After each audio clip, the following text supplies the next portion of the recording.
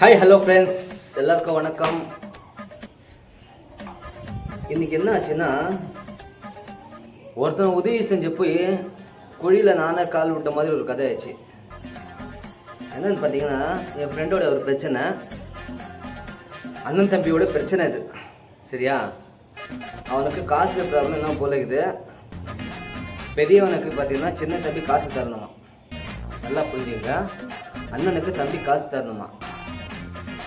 காசு எப்படி ₹1 2 இல்லை, லட்சக்கணக்கில் ₹1,00,000, 1,20,000 தரணும். அதில் பார்த்தீங்கன்னா 70,000 தான் குத்துக்கிறான் காசு. எப்படி 70,000 தான் காசு குத்துக்கிறான், மீதி 50,000 வரணுமா. அதுக்கு ஒரு பல மாதமாக பார்த்தீங்கன்னா 2 பேருக்கும் சண்டை ஓட்டிக்குது, வாய் தகராறு தான். ஸோ இன்றைக்கி பார்த்தீங்கன்னா என்னாச்சு பார்த்தீங்கன்னா, அந்த தம்பிகார் பார்த்தீங்கன்னா மார்க்கெட்லாம் வேலை செய்கிறான். அவன் பார்த்தீங்கன்னா நம்மளுக்கு ஃப்ரெண்டு தம்பிக்காரன். பார்த்தீங்கன்னா எப்படியோ போய் இந்த சண்டை பார்த்தீங்கன்னா எனக்கு தெரிஞ்சிச்சு.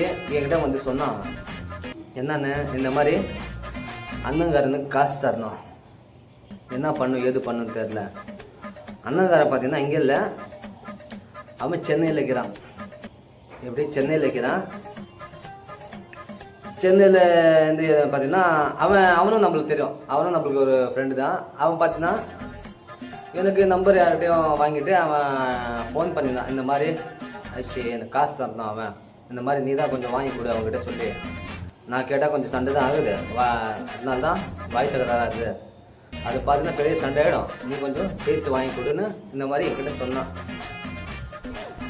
நான் என்ன பண்ணேன் பார்த்தீங்கன்னா, அவங்ககிட்ட போய் பேசினேன். அவன் பேர் சொல்ல விரும்பல. நான் அவங்ககிட்ட போய் தம்பிக்காரர்கிட்ட போய் பேசினேன், என்னடா இது, என்ன பிரச்சனைடா. அவங்க அண்ணங்காரர் பார்த்தீங்கன்னா எனக்கு ஃபோன் பண்ணுறான், என் நம்பர் எப்படிடா கிடச்சிச்சு, யாரா கொடுத்தது கேட்டதுக்கு எனக்கு தெரில மச்சான் அந்த மாதிரி சொன்னான். சரி என்ன தான் பிரச்சனை 2 பேர் கூட்டு பார்த்தீங்கன்னா, காசு வாங்கிக்கிறேன், என்னவோ அர்ஜென்ட்டுக்கு காசு வாங்கிக்கிறேன் தம்பிக்காரன். அண்ணங்காரன் குத்திட்டுக்கிறான். இது என்ன அடிக்குது, அவன் தரணும்ல.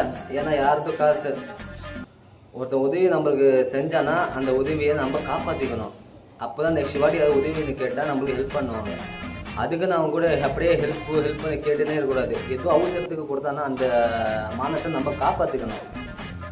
இந்த மாதிரி குத்திக்கிறான். அவன் பார்த்தீங்கன்னா 1,20,000 பார்த்தீங்கன்னா 70,000 குத்தி மீதி 50,000 அப்படியே நிற்க வச்சுருக்கான் ஒரு 6-7 மாதமாக.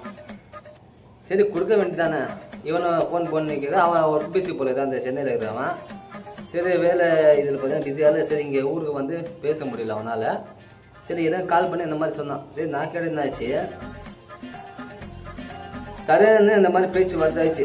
சரி தம்பிக்காரன் நான் போய் பேசுகிறேன், என்னடா இந்த மாதிரி குத்துறாண்டா என்னதுடா, இப்போ கொடுத்தா தான் உனக்கு நெக்ஸ்ட் வாட்டி ஏதாவது எமர்ஜென்சினா காசு தருவான், நீ ஏன்டா அந்த மாதிரி பண்ணுறேன் அந்த மாதிரிலாம் சொன்னான். சரி அவன் சொன்னான், சரி குத்துறேன் காசு நான் குத்துறேன் அந்த மாதிரிலாம் பேச்சு வார்த்தை ஓடிச்சு. சரி தரவன் என்ன சொன்னான், அந்த காசு பார்த்தீங்கன்னா இன்னும் 3 நாளில் தரேன்னு அந்த மாதிரி சொன்னான். ஏன் முன்னாடி தான் பேசினான், அவன் அவுட் ஸ்பீட் வச்சு தான் பேசினான், நேராக பேசினான் அவன் அண்ணங்கிட்ட ஃபோன்லேயே. 3 நாளில் கேஷ் கொடுத்துட்றேன், அதுவும் 50,000 முடியாது, 10,000 ஒரு 5 மாதத்தில் அந்த மாதிரி கொடுத்துட்றேன்னு எல்லாம் ஓகே ஆச்சு. அப்படி இப்படி போய் பார்த்தீங்கன்னா அந்த புறம்புக்கு நாய் பார்த்தீங்கன்னா என்கிட்ட வந்துச்சு. என்னங்க இது, நல்லது செஞ்சால் இந்த மாதிரி கூட ஒரு அடுக்கும். அது என்னன்னு பார்த்தீங்கன்னா 10,000 அவன் தரலைன்னா நீ தருவியான்னு அவன் அண்ணங்கார கேட்டான். நான் அவனுக்கு நல்லது தான் செஞ்சேன்.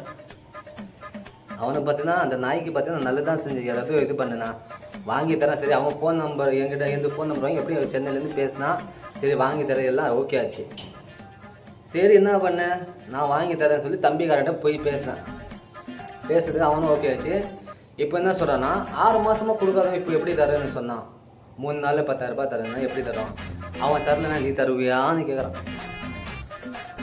எவன் ஆட்டையை போட்ட காசு எவன்டா தோன்றது அந்த மாதிரி கதையாச்சு. நல்லதுக்கு காலம் இல்லை. இந்த காலகட்டத்தில் பார்த்தீங்கன்னா ஒருத்தனை நல்லது செஞ்சு வச்சுங்களேன், நாம் தான் அதில் வழிக்கு விடும்.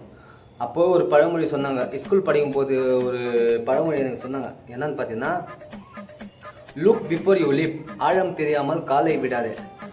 அது என்னன்னு பார்த்தீங்கன்னா, நம்ம ஒருத்தனோட இது தெரியாமல் நம்ம வாய் விட்டுறக்கூடாது. புரியுதா? அதே மாதிரி தான் இந்த கதை ஆச்சு. இனிமேல் பார்த்தீங்கன்னா எந்த ஒரு இதுக்கும் பார்த்தீங்கன்னா கட்ட பஞ்சாயத்துக்கு போகவே கூடாது. ஒருத்தர் உதவி செஞ்சால் அந்த உதவி பேரடிக்கு சொல்கிறாங்க. அந்த மாதிரி ஒரு கதை ஆச்சு. கடைசியில் பார்த்தா நீ தருவான்னு கேட்குறான். அவன் 10,000 அவன் தரல, நீ தரையா அந்த மாதிரி நீங்களும் சொல்லுங்கள். எந்த இதில் நியாயம் இது? அவன் என்ன கேட்டான், வாங்கி கொடுன்னு சொன்னான். அவன் என்ன சொன்னான், 3 நாளில் குத்துற சொன்னான். அவன் தரலன்னா நீ தருவியான்னு கேட்குறான். அதான் ஃப்ரெண்ட்ஸ், என் வாழ்க்கையில் நடந்த மாதிரி உங்களுக்கு நடந்துருக்கலாம், நடக்க போகலாம். இனி யார் பிரச்சனை நீங்கள் மூக்க நுழைக்காதீங்க, சரியா? இதான் சொல்லணும். சரி, பை ஃப்ரெண்ட்ஸ்.